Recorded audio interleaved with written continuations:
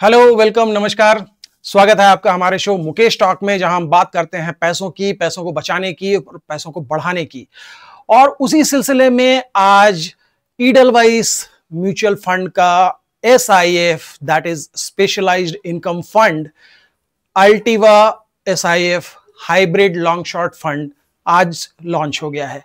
आज 1 अक्टूबर है और 1 अक्टूबर से इनकी लॉन्चिंग है और 1 अक्टूबर से लेके 15 अक्टूबर तक एनएफओ पीरियड है, न्यू फंड ऑफर है, जिसमें आप इन्वेस्टमेंट कर सकते हैं। इन्वेस्ट कैसे करना है इसका लिंक नीचे डिस्क्रिप्शन में दिया हुआ है, आप वहां से उस लिंक के जरिए इन्वेस्टमेंट कर सकते हैं। थोड़ा सा और डिटेल में जाते हैं इस एसआईएफ के बारे में। पहले भी मैंने बताया है कि ये स्टॉक मार्केट में जो इन्वेस्टमेंट के लिए इंस्ट्रूमेंट अवेलेबल थे उनमें एक साइड था म्यूचुअल फंड, जिसे आप आम आदमी का इंस्ट्रूमेंट कह सकते थे, क्योंकि उसमें 500 रुपए से भी एसआईपी शुरू की जा सकती थी। पहला लमसम 5000, उसके बाद 1 रुपए के मल्टीपल पे उसमें लमसम भी इन्वेस्टमेंट किया जा सकता था। लेकिन हाईली रेगुलेटेड प्रोडक्ट है म्यूचुअल फंड, सेबी की तरफ से बहुत सारे नियम हैं और उन नियमों के तहत फंड मैनेजर को चलना पड़ता है। उसमें शॉर्टिंग की फैसिलिटी नहीं थी और डेरिवेटिव नेकेड शॉर्टिंग की तो बिल्कुल नहीं थी। डेरिवेटिव सिर्फ और सिर्फ हेजिंग के लिए एक लिमिट तक इस्तेमाल किया जा सकता था, उससे ज्यादा नहीं इस्तेमाल किया जा सकता था। तो उसमें रिटर्न जो आते थे वैसे कंसिस्टेंट आते थे, लेकिन थोड़े से सबड्यूड होते हैं। सेफ है,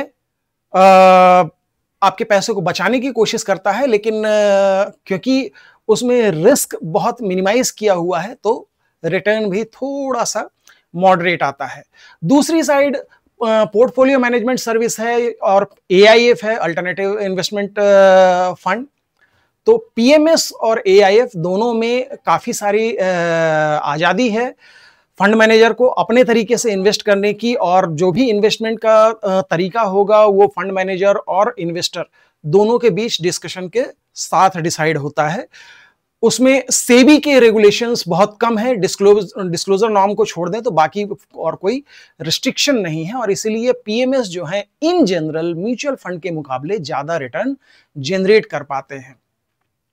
तो एक जरूरत महसूस की जा रही थी कि दोनों के बीच का एक प्रोडक्ट होना चाहिए जो म्यूचुअल फंड से थोड़ा सा आगे बढ़ के जो थोड़ा सा और रिस्क ले सकते हैं, क्योंकि PMS is a risky thing है ना। वहां फंड मैनेजर आपके कहने के अनुसार चलता जरूर है, बट देन वहां रिस्क थोड़ा सा ज्यादा हो जाता है, क्योंकि सेबी के नियम उतने एप्लीकेबल नहीं होते हैं। तो बीच का एक प्रोडक्ट जिसमें वो इन्वेस्टर जो थोड़ा सा रिस्क और ले सकते हैं थोड़ा सा ज्यादा रिटर्न के लिए, तो उसी सिलसिले में फिर ये एसआईएफ स्पेशलाइज्ड इन्वेस्टमेंट फंड लाया गया। आपको पता है अभी से पहले क्वांट म्यूचुअल फंड ने 2 एसआईएफ लॉन्च किए थे, Quant equity long short fund और Quant hybrid long short fund. Hybrid long short fund का एनएफओ अभी भी चल रहा है, और उसी कैटेगरी में, हाइब्रिड की ही कैटेगरी में ईडलवाइस अपना फंड लेके आया है। देखिए, हाइब्रिड कैटेगरी है जो है वो मेरी पर्सनल फेवरेट है, और मेरे हिसाब से सारे फंड हाउसेस को पहले हाइब्रिड कैटेगरी ही लानी चाहिए थी, क्योंकि पहली चीज ये है कि एसआईएफ एक नया प्रोडक्ट है, तो उसके परफॉर्मेंस को देख के लोगों को कॉन्फिडेंस बनेगा। हाइब्रिड कैटेगरी में रिस्क को थोड़ा सा मिनिमाइज किया गया है, इसमें डेट पोर्शन थोड़ा सा ज्यादा है, तो आपके पोर्टफोलियो को बैलेंस करने के लिए इससे बढ़िया कैटेगरी नहीं हो सकती थी। मैं एक चीज बहुत क्लियर कर दूं कि जो लोग बहुत हाई रिटर्न की एक्सपेक्टेशन रख रहे हैं, प्लीज अपनी एक्सपेक्टेशंस को थोड़ा सा कंट्रोल में कीजिए, क्योंकि हाइब्रिड कैटेगरी उस हाई रिटर्न के लिए नहीं है। हाइब्रिड कैटेगरी जो है एक कंसिस्टेंट रिटर्न के लिए है, जिसमें वॉलेटिलिटी बहुत कम आप एक्सपेक्ट कर सकते हैं और एक मॉडरेट लेकिन कंसिस्टेंट रिटर्न एक्सपेक्ट कर सकते हैं। तो ये उन लोगों के लिए हैं जो रिटायरीज हैं और एक कंसिस्टेंट रिटर्न चाहते हैं, एक पेंशन की तरह चाहते हैं कि लगातार रिटर्न आता रहे, उनके लिए है। उन लोगों के लिए है जिनका बहुत बड़ा पोर्टफोलियो है, लेकिन उसमें वो इक्विटी के अलावा एक बैलेंसिंग चाहते हैं, है ना। फिर ऐसे लोग जो एआईएफ में जाते हैं, आपको पता है एआईएफ में 3 कैटेगरी होती है, कैटेगरी 1, कैटेगरी 2, कैटेगरी 3। इसमें जो पहली 2 कैटेगरी है उसमें अनलिस्टेड शेयर्स, इनवेट, रीट, इन सब में इन्वेस्टमेंट किया जाता है, जिसमें 11 से 12% रिटर्न आता है। तो ऐसे हाई नेटवर्थ इंडिविजुअल जो AIF में पैसा लगाते हैं एक मॉडरेट रिटर्न के लिए, वो बोलते हैं कि यार बैंक में पड़ा है उससे अच्छा वहां डाल दें। तो ये हाइब्रिड कैटेगरी SIF की उन्हीं लोगों के लिए है, क्योंकि AIF में टैक्सेशन ज्यादा है जबकि SIF में टैक्सेशन बहुत मॉडरेट है। टैक्सेशन जो है पूरी तरह से म्यूचुअल फंड के जैसा है। तो AIF और PMS के मुकाबले जो पॉजिटिव चीज है वो है टैक्सेशन। म्यूचुअल फंड के जैसा टैक्सेशन है जो कि सबसे अच्छी चीज है SIF की। इसके अलावा इसमें नेकेड डेरिवेटिव अलाउड है और उसकी वजह से गिरते मार्केट में भी आप एक अच्छे रिटर्न की उम्मीद रख सकते हैं। तो खैर, ये तो हो गई पहली चीज कि ये म्यूचुअल फंड और AIF PMS के बीच में है। इसमें अगर हम बात करें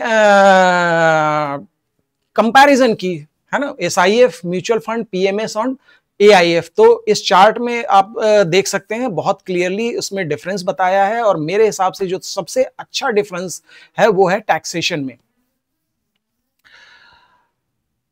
ओके, इसके बाद हम आगे बढ़ें कि स्ट्रैटेजीज क्या है, कैसे करेंगे ये, है ना। हाइब्रिड कैटेगरी तो है, लेकिन हाइब्रिड कैटेगरी में ये क्या क्या करेंगे। मैं कह रहा हूं कि एक कंसिस्टेंट बट मॉडरेट रिटर्न आएगा, तो कैसे। तो इन्होंने बेसिकली 4 स्ट्रैटेजीज डिसाइड की है। एक है आर्बिट्राज, दूसरा है फिक्स्ड इनकम, तीसरा है स्पेशल सिचुएशंस और फिर डेरिवेटिव स्ट्रैटेजीज। इन 4 चीजों को मिलाकर वो उम्मीद कर रहे हैं कि वो एक कंसिस्टेंट रिटर्न जनरेट कर पाएंगे। और इस स्ट्रैटेजी में किस चीज में कितना पैसा लगाना है, तो कोर स्ट्रैटेजी जो है जिसमें कैश फ्यूचर, आर्बिट्राज और कवर्ड कॉल, है ना, बुलिश कवर्ड कॉल, इसमें ये 20 to 40% फंड अलोकेट करने की उम्मीद कर रहे हैं। फिक्स्ड इनकम यानी कि AAA रेटेड डेट इंस्ट्रूमेंट्स, उसमें 40 to 60% ये उम्मीद कर रहे हैं कि लगाएंगे। स्पेशल सिचुएशंस वो होते हैं जिसमें IPO, open offer, buyback, merger, demerger, QIP, index inclusion और एक्सक्लूजन, ये सब चीजें आते हैं। इसमें अप टू 10% फंड अलोकेशन इस फंड के जरिए किया जाएगा। और फिर डेरिवेटिव स्ट्रेटजी है जिसमें नेकेड लॉन्ग और शॉर्ट पोजीशंस ली जाएंगी, जिसमें 10 to 20% इन्होंने डिसाइड किया है कि फंड अलोकेट करेंगे। वैसे सेबी की तरफ से SIF में 25% तक का फंड अलोकेट किया जा सकता है नेकेड डेरिवेटिव स्ट्रेटजीज के लिए, बट इन्होंने फिलहाल डिसाइड किया है कि अप टू 20% ही लगाएंगे।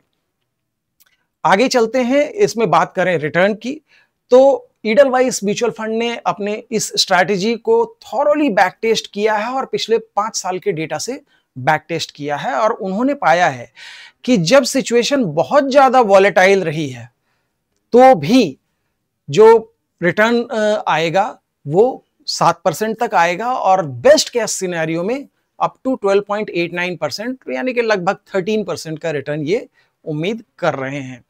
और जब मार्केट फ्लैट है या इन जनरल जो सिचुएशन है मार्केट में, तो भी ये 10% की उम्मीद कर रहे हैं, जो कि इस ग्राफ में क्लियरली दिख रहा है। आगे चलते हैं, इसमें किस तरह से ये रिटर्न की उम्मीद कर रहे हैं। तो देखिए, हम 3 सिनेरियो की बात करते हैं। एक सिनेरियो यह है कि फ्लैट मार्केट है, दूसरा सिनेरियो यह है कि बुल मार्केट है, तीसरा बियर मार्केट है। और इनकी स्ट्रैटेजी तीनों मार्केट के हिसाब से चेंज होती जाएगी, जो कि यहां आप देख पा रहे हैं। और तीनों में ही ये अच्छा रिटर्न बनाने की उम्मीद कर रहे हैं। ये स्ट्रैटेजी सिर्फ 2 कंडीशंस में ही ऐसा हो सकता है कि शायद परफॉर्म ना करे, और वो है बहुत शार्प फॉल अगर मार्केट में आए या बहुत शार्प मार्केट ऊपर जाए। इन दोनों कंडीशन में शायद ये इसमें बहुत अच्छा रिटर्न शायद ना आए, थोड़ा सा मॉडरेट रिटर्न आएगा। और हमने पहले भी बात की, जो मॉडरेट रिटर्न भी है वो 7% के आसपास है। चलिए आगे बढ़ते हैं, तो जो फंड अलोकेशन है कैसे कैसे हो रहा है। पहला तो इक्विटी आर्बिट्राज है, इस में आप देख सकते हैं एक आर्बिट्राज आप जानते ही हैं कि मान लीजिए कैश में एक स्टॉक 100 रुपए का चल रहा है और उसका फ्यूचर 102 रुपए का चल रहा है, तो कैश में उसे खरीद लिया जाए और फ्यूचर में उसे 102 पे बेच दिया जाए। अब एक्सपायरी के दिन ये दोनों प्राइसेस कन्वर्ज हो जाती हैं, तो वो स्टॉक ऊपर जाए या नीचे जाए, वो 2 रुपए का जो डिफरेंस है वो तो कमाना ही कमाना है। तो आप मान लीजिए कि एक महीने में अगर ये 2% कमा पा रहे हैं तो साल भर में 24% कमाएंगे। हाइपोथेटिकली, नहीं कोई गारंटी नहीं है ना, हाइपोथेटिकली। तो आर्बिट्राज की ये ब्यूटी होती है कि इसमें रिस्क बहुत कम होता है। तो ये तो हो गई आर्बिट्राज की बात। इससे आगे बढ़ें फिक्स्ड इनकम। तो फिक्स्ड इनकम में इन्होंने डिसाइड किया है कि कोर डेट जो है 25% टू 35% रहेगा और लिक्विड डेट जो है 15% से 25%। ठीक है, कोर डेट जो है वो लंबे समय के लिए होता है, लिक्विड डेट जो होता है वो कम समय के लिए होता है, जिसमें कि इसमें वो फंड होता है जिसको जब जरूरत हुई तो आर्बिट्राज में यूज कर लिया, जब जरूरत हुई तो डेरिवेटिव में यूज कर लिया, इस तरह से। तो ये लिक्विड फंड रहता है। आगे बढ़े स्पेशल सिचुएशंस। तो जैसा मैंने कहा कि इन्होंने तय किया है कि ये आईपीओज में भी पैसा लगाएंगे, और उन आईपीओज में जिसमें ये खुद ही बहुत बड़े ब्रोकर हैं, तो जिसमें इन्हें कॉन्फिडेंस होगा कि आईपीओ में पैसा बनेगा, इनकी अपने एनालिसिस के हिसाब से उसमें ही ये पैसा लगाएंगे। फिर क्यूआईपीज में लगाएंगे। इंडेक्स में आपको पता है कि बीच बीच में निफ्टी में और सेंसेक्स में रीजिग होता है, यानी कि उसमें से कुछ शेयर बाहर निकल जाते हैं और कुछ इंक्लूड किए जाते हैं।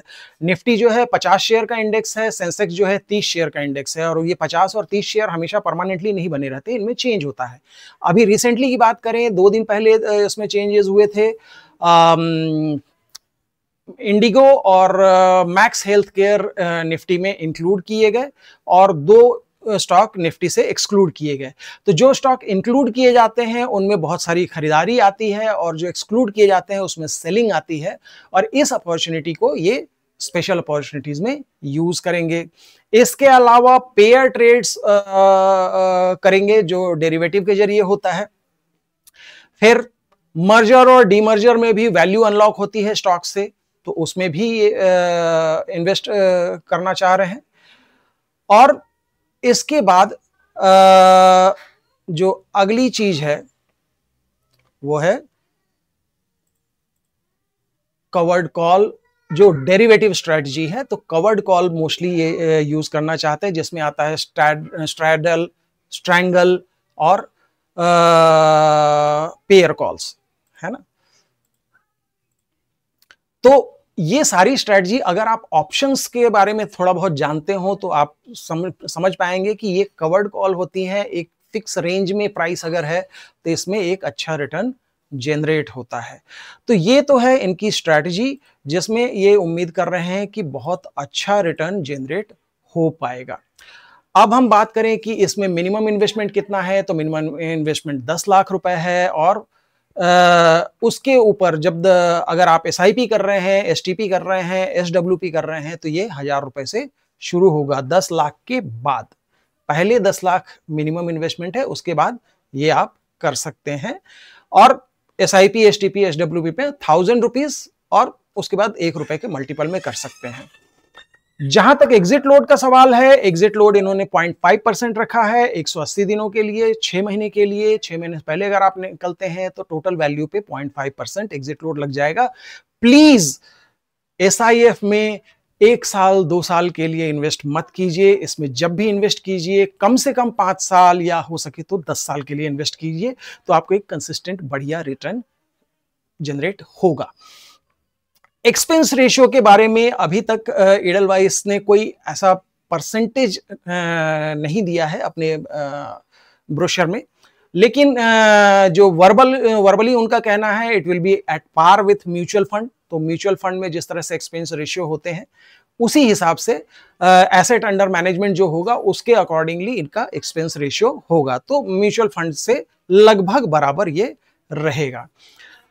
तो एसआईएफ एक गेम चेंजर इन्वेस्टमेंट स्ट्रैटेजी है, और मैं पूरी उम्मीद करता हूं कि इन्वेस्टर्स एसआईएफ को सबसे ज्यादा पसंद करेंगे। बहुत सारे इन्वेस्टर ऐसे होंगे जो मिडिल क्लास के हैं, जो म्यूचुअल फंड से अपना आधा फंड इसमें एलोकेट करना चाहेंगे, क्योंकि इसका जो रिटर्न है वो म्यूचुअल फंड से बेहतर रहने की उम्मीद है। और पर्टिकुलरली ये हाइब्रिड कैटेगरी जो है, ये तो पोर्टफोलियो बैलेंसर है। इसमें आपको मतलब कंप्लीटली डेट में जाने के बजाय रिस्क फ्री रिटर्न के लिए इसमें आना चाहिए। तो मैं हाईली रिकमेंड करता हूं कि हाइब्रिड कैटेगरी में आप जरूर इन्वेस्ट करें। और इडलवाइस का आज से एनएफओ शुरू हो रहा है। इन्वेस्टमेंट के लिए आप मुझसे संपर्क कर सकते हैं। मैं सर्टिफाइड ऑथोराइज्ड एसआईएफ डिस्ट्रीब्यूटर हूं। और मैंने पहले भी कहा था कि एसआईएफ डिस्ट्रीब्यूशन के लिए सेबी ने NISM 13 एग्जाम मैंडेटरी कर रखा है, और बहुत सारे लोग हैं जो अभी तक इसको क्लियर नहीं कर पाए हैं। बहुत कम लोगों ने इस एग्जाम को क्लियर किया है, and I am one of them. तो आप मुझसे संपर्क कर सकते हैं। इसके अलावा डिस्क्रिप्शन में इन्वेस्टमेंट का लिंक दिया हुआ है, आप उस लिंक पे जाके भी खुद भी इन्वेस्टमेंट कर सकते हैं।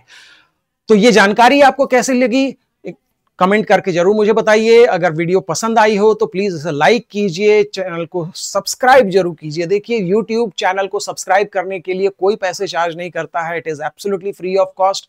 लेकिन हम लोगों का थोड़ा हौसला बढ़ता है कि हम आपके लिए अच्छी अच्छी जानकारी और अच्छा अच्छा कंटेंट ला पाए। तो प्लीज चैनल को सब्सक्राइब कीजिए और जुड़े रहिए अच्छी जानकारी के लिए। अभी अगला वीडियो आ रहा है जिसमें इसके अलावा और भी अच्छी जानकारी अवेलेबल होगी। तो तब तक के लिए बाय बाय।